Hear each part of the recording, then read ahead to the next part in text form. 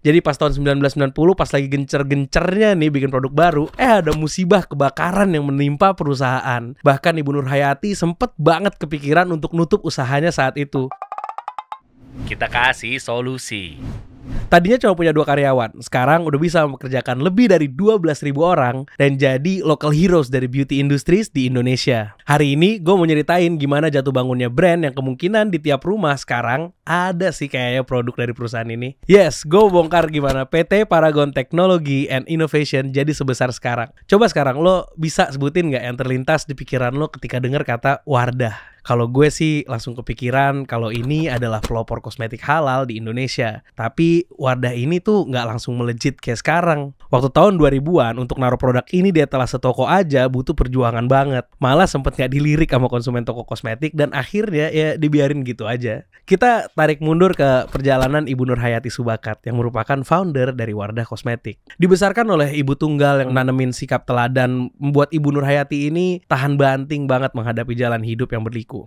Karir di bidang kosmetik dimulai ketika ia bekerja di Wella Kosmetik pada tahun 1979. Namun karena jam kerja yang membuat dia tidak bisa fleksibel untuk membagi waktu dengan anak-anak, maka pada tahun 1985 beliau akhirnya memutuskan mundur dari jabatannya sebagai Quality Control Manager. Pada tahun yang sama, akhirnya beliau beraniin diri untuk mulai usaha home industrinya yang pertama. Yes, hanya dengan 2 karyawan saja dan latar belakang mereka hanya asisten rumah tangga. Tapi dia bisa berinovasi dengan prinsip kalau bisa cari bahan baku yang lebih affordable, kenapa nggak dicoba? Nah, FYI nih ya, produk pertamanya Ibu Nur Hayati itu bukan kosmetik loh, melainkan produk perawatan rambut yang dikasih nama Putri. Awalnya sih banyak ya salon yang nolak karena belum percaya sama produknya, tapi Ibu Nur Hayati ini nggak gampang nyerah orangnya. Dengan pertolongan Allah Subhanahu Wa Taala juga akhirnya ada nih tetangga Ibu Nur Hayati yang ternyata punya salon, mau mencoba produk tersebut dan akhirnya malah repeat order. Jadi singkat cerita, kurang dari setahun hampir seluruh salon di Tangerang udah pakai produknya Ibu Nur Hayati. Mungkin ini efek dari word of mouth juga kali ya. Usahanya berkembang pesat hingga akhirnya pas tahun 1990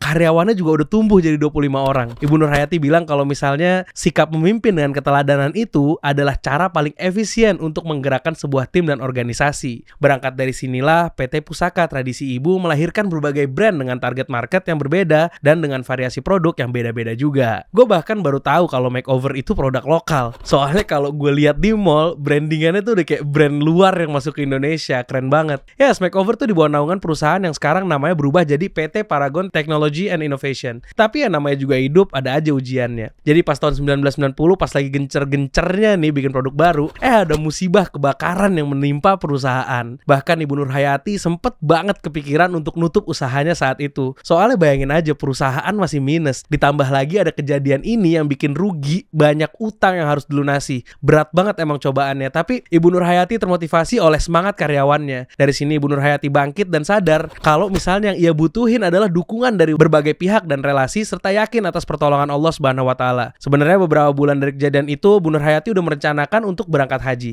Walaupun mau dia batalin karena musibah tadi, tapi dia tepis pikiran tersebut dan tetap berangkat ke tanah suci. Tapi alhamdulillah, berkat doa-doa yang dia minta di sana, banyak urusan perusahaan yang dilancarkan dan dia dapat kekuatan untuk bangkit lagi dan tetap nurusin usahanya. By the way, dulu tuh susah banget lo nyari produk kosmetik yang ada label halalnya. Makanya di tahun 1995 dari keresahan ini, Ibu Nur Hayati akhirnya melahirkan produk selanjutnya yang kita tahu betul mereknya. Yes, Wardah. Diambil dari bahasa Arab yang artinya bunga mawar. Kalau dalam dunia bisnis, Ibu Nur Hayati ini memanfaatkan value proposition. Jadi beliau melihat ada pain apa di luar sana, ada masalah apa sih di luar sana, sehingga beliau bisa ngasih pain relievernya ke masyarakat. Dan dengan beliau tahu keresahan masyarakat bahwa produk kosmetik halal ini belum ada, pada saat itu dia ambil value tersebut menjadi produsen dari make up halal. Soalnya kalau dari awal Ibu Nur Hayati cuman bersaing dengan make up atau varian skincare yang biasa-biasa aja, ya bakal kalah sama brand-brand lain yang namanya udah saat itu udah pada gede dan terkenal karena produk dari luar negeri. Maka dari itu dia ambil pain yang emang belum ada saat itu persaingannya. Perjalanan gak selalu mulus. Tantangan yang dihadapi itu beragam. Dari mulai masih rendahnya minat konsumen pada produk kosmetik dan distributor kosmetik tuh dulu gak serame sekarang. Belum lagi di tahun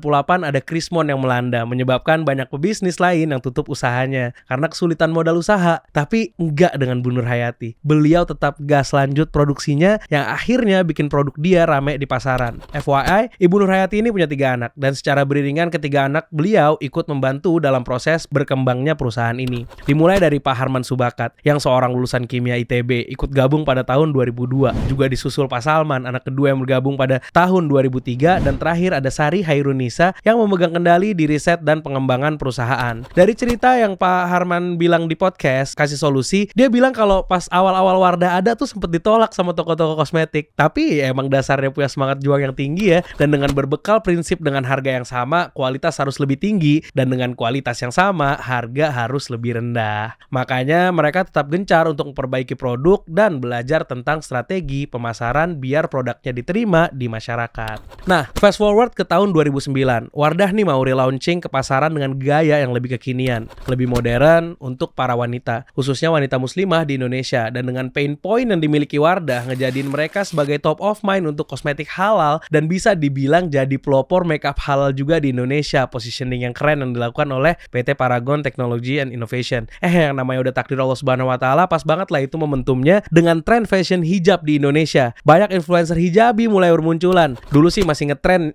masa-masanya ngeblok, dan berimbas juga pada semakin dikenalnya produk Wardah. Penjualan pun naik pesat. Hal ini dimanfaatkan PT Paragon Technology and Innovation untuk berkolaborasi dengan talenta muda untuk ningkatin branding si Wardah ini. Jadi dilihat masyarakat tuh bahwa brand dan perusahaan ini dinamis dan inovatif gitu ya. Hal ini juga semata untuk kasih tahu kalau misalnya ini loh cara PT Paragon Technology and Innovation untuk ngasih kontribusi ke perekonomian di Indonesia. Nah, Paragon juga nggak cuma fokus ngasih produk ke pasar perempuan aja. Nih, tahun 2020 Paragon ngeluncurin Kaf sebagai rangkaian skincare untuk pria Indonesia. Kece banget kan? Hal ini juga didasari dari adanya demand pasar yang banyak meminta produk khusus pria dari Paragon. Ditambah lagi zaman sekarang awareness tentang jaga kulit untuk cowok-cowok itu udah jadi hal yang normal. Nah, variasi jenis produk Kaf tuh ada mulai dari face wash, cologne, face mist, sampai serum buat jenggot lo tuh juga tersedia. Lama proses development dari Kaf ini memakan waktu selama 1 tahun. Ini terbilang cukup cepat ya dalam membangun suatu brand. Biasanya bahkan butuh waktu 3-4 tahun untuk nge-build brand dan produk biar siap di launching. Bestnya lagi dalam kurun waktu 3 tahun aja, Kaf ini udah bisa jadi brand yang top of mind kalau ditanya tentang soal skincare laki-laki. Nah, mengutip dari video dari Paragon Corp, hal tersebut tuh dilakukan sebagai bentuk agility challenge untuk Paragon muda agar berinovasi menghasilkan hal yang bermanfaat untuk sekitar. Dari perjalanan panjang Ibu Nur Hayati sejak tahun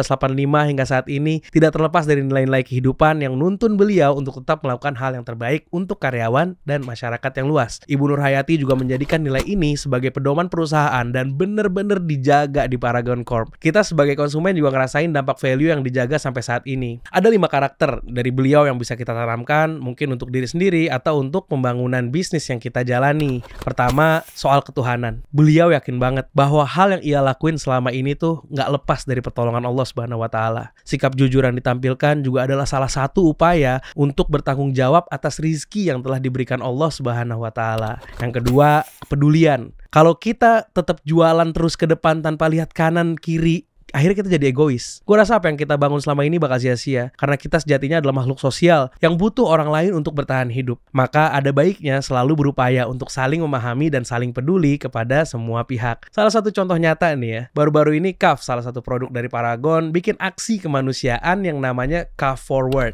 dimana ini adalah sebuah gerakan untuk ngajak anak-anak muda agar aktif ngasih kontribusi untuk nyiptain cara-cara solutif dan positif ngebangun Indonesia bahkan dunia. Selain itu, Paragon Corp sendiri ngasih sumbangan dan bantuan untuk Palestina sebanyak 2 ton hygiene kit yang terdiri dari sabun dan shampoo dari brand Wardah, Kaf, Biodev, dan Labore. Pak Presiden Jokowi juga sampai turun tangan ngecek paket sumbangan ini sebelum dikirim langsung ke Palestina. Ketiga, rendah hati. Hidup itu kan berputar ya. Nah, jangan sampai nih kalau kita lagi posisi di atas, kita lupa sama sekitar. Kita lupa sama orang-orang yang udah support kita dari awal. Jangan gengsi juga untuk ambil ilmu dari mana aja, karena kita nggak pernah tahu hal apa aja yang bisa ngajarin kita untuk jadi bekal di kemudian hari. Keempat, ketangguhan. Berani untuk ngambil peluang di setiap kesempatan dan gak takut sama resikonya, bisa melahirkan pribadi yang kuat, disiplin, dan ulet untuk mencapai tujuan yang emang kita idam-idamkan. Dan karakter yang terakhir, karakter kelima adalah inovasi. Ini penting banget untuk gak stuck di satu posisi dan punya pemikiran yang visioner juga kreatif untuk survive di masa yang akan datang.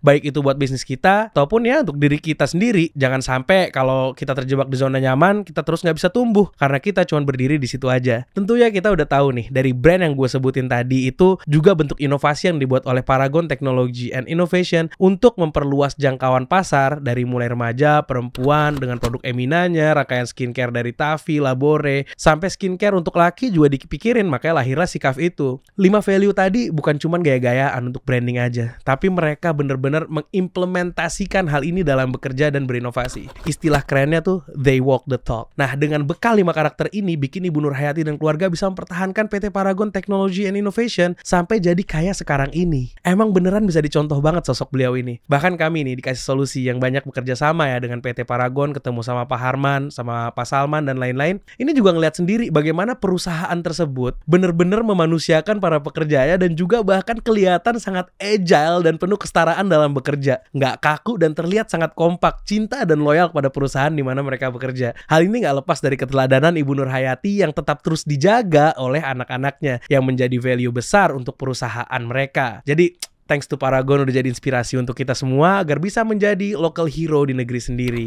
Lebih kerennya lagi, Paragon Corp itu berhasil ngeberangkatin umroh gratis untuk karyawannya. Ini udah berjalan sejak 2017 dan angkatan pertama yang berangkat itu pergi langsung sama Ibu Nurhayati Subakat. Dan gue ngutip dari kata-kata Bu Nurhayati, apa yang kita dapat bukan hanya untuk kita, ada hak orang lain yang harus diberikan. Masya Allah ya, bener kan kata gue tadi, ini adalah bentuk nyata dari pengusaha yang manusiakan pekerjanya. Dan di tahun pertama, alhamdulillah Paragon Corp berhasil ngeberangkatin sebanyak 500 karyawan dan terus bertambah tiap tahunnya. Dari informasi terakhir, tiap tahunnya dibagi menjadi 16 kloter karyawan. By the way, apakah kalian pakai salah satu produknya Paragon? Kita bahas perusahaan apa lagi di next konten episode berikutnya. Tulis di kolom komen ya. Kita kasih solusi.